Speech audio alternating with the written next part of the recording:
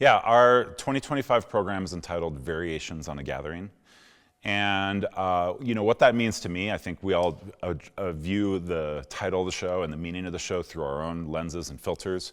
But from my understanding and my interpretation of what the show means, it's about the different like concepts of gathering, whether it's like a gathering of people. Obviously that's like the most common surface level. Like when you think of a gathering, you think about the people and the congregation and the people who come together. But I think we also look at it from like a few different views on it. Like there's the scientific meaning of it, like literally like molecules and atoms gathering, the laws of attraction and the way that affects like human interactions. So I think it's one of those show ideas that, as usual, has a lot of different layers and has, it's like an onion, and you start peeling them apart and you start to, find that emotional core that's at the heart of it all, which is just like the human connection. And the way that we as humans interact with one another, the way we connect with each other, and the way that we complete each other in a lot of ways. And I think that's one of the things that's really unique about Drum Corps is we take this 200-person mass of people on the road, and we go to all these different places. We travel, we rehearse, we function, and we perform in all these different parts of the country. And it's like we have brought our own gathering, but every one of those performances and those things we do along the way is like also another celebration of what we do and what this is. And I think that's a really special thing. The soundscape and the use of electronics at the Blue Devils is one of those things that's really evolved in my time here. My first year with the Blue Devils was 2010, and that was only the second year of allowing electronic instruments in DCI. I think that the role of creating and crafting the electronics within the performance, it used to be more of like a singular thing, like one person would do this and they do all this, and now it's like it's a really collaborative team effort. There's myself, Dave Glide, Sean Glide, Fred Smith, all bouncing ideas off each other, all working together, all contributing different ideas that kind of come together. And then one of my jobs is to kind of take all those ideas, all those influences, and put it together in something that's cohesive, that speaks, that connects well, that transitions and segues, and it all feels like it was designed by like a team that works really closely together, which we do. Part one in the show is, the working title, I guess, of this production is called Congregate. And the source material is a few different inspirations. I think one of the key musical ideas of this is the song Uninvited by Alanis Morissette. And there's something very like melancholy and mournful about that piece of music, even just with the way it starts. So our goal with the soundscape and the sound design and how we start the show is really to try to capture like that sense of like isolation and, like almost like the loneliness of like the individual. And how open, how intimate that can feel of just being like alone and being kind of your own singularity within the context of what we're doing. I think that as the show develops and as this first production develops, some of these elements start to come together visually, and then it's the same thing on the musical side of things. We add this color, we introduce this voice, we add the solo snare drummer. Backfield is kind of like a center rallying point. We use that device a few times in the show.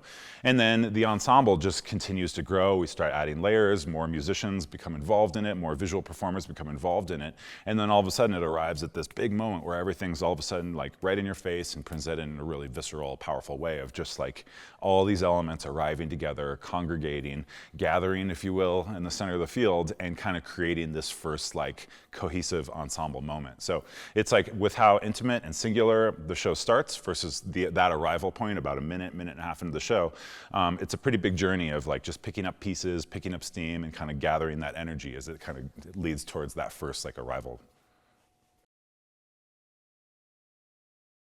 The use of Kashmir in the show is something that's really cool and really special to me. I grew up listening to Led Zeppelin. I grew up, a lot of my influences and my early musical influences come from like that genre and like the rock world, especially like the classic rock side.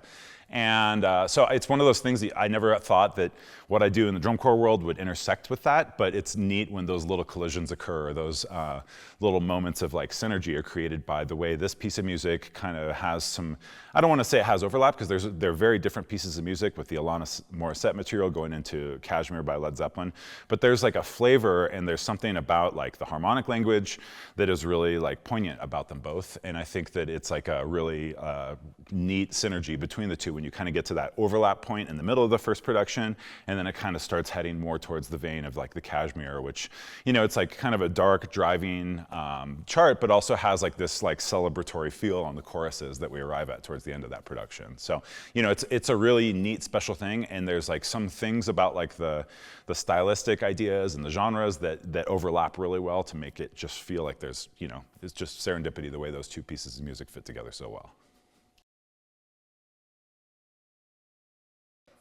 Yeah, so part two begins with this transition, and we kind of, you know, it's like part one ends with this big climactic build. We end with this feeling like there's going to be this big conclusion, like a third big conclusion in this piece of music.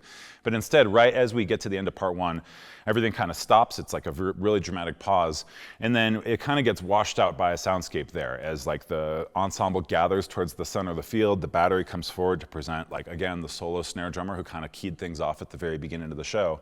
And we also kind of harken back to the soundscape that kind of starts the show, where there's like little flavors and little hints of uninvited, but it's kind of been repurposed and kind of put into a different context. There's like a different like texture and sense of like, I guess like visceral feeling about like the static and some of the noise.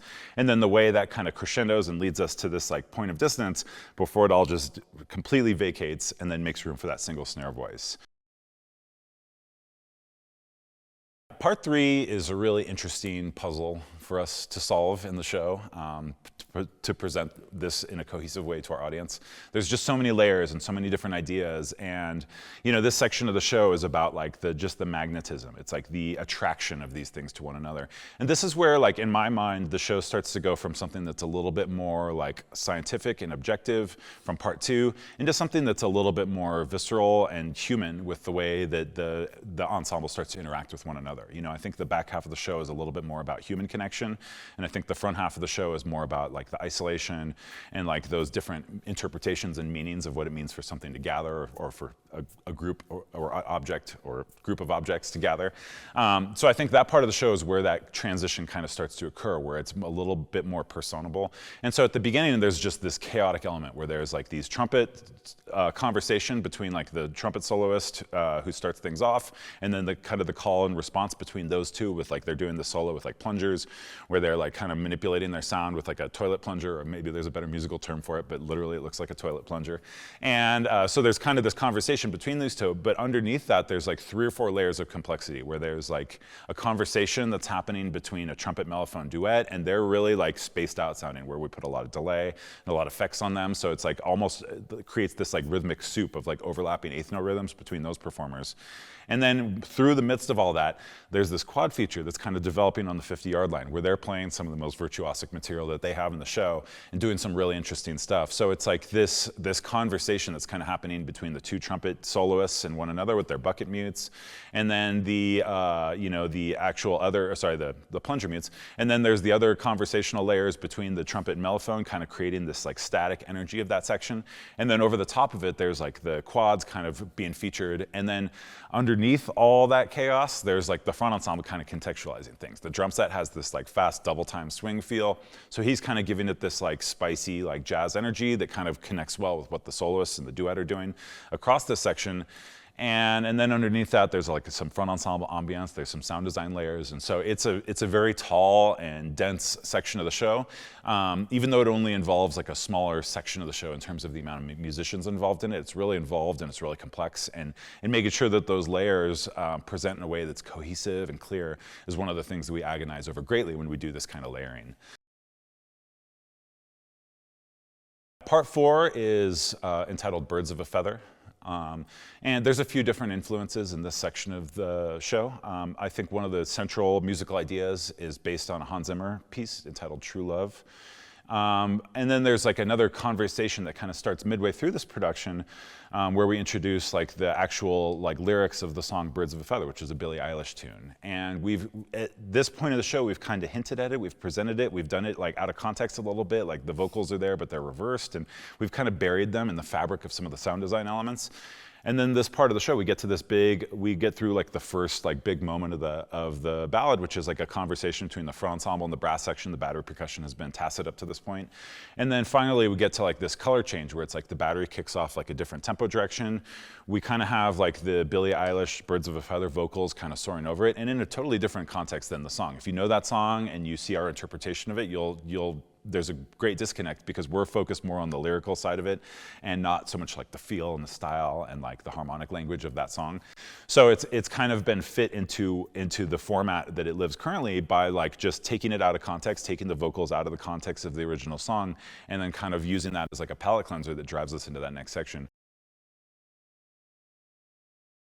Part 5 is kind of this, another reset. I think it starts like with a little bit of a darker mood where we have these iconic like violin gestures. And that section of the show is where we kind of clear out some space and we go back to some of the sense of isolation and individuality from the very beginning of the show.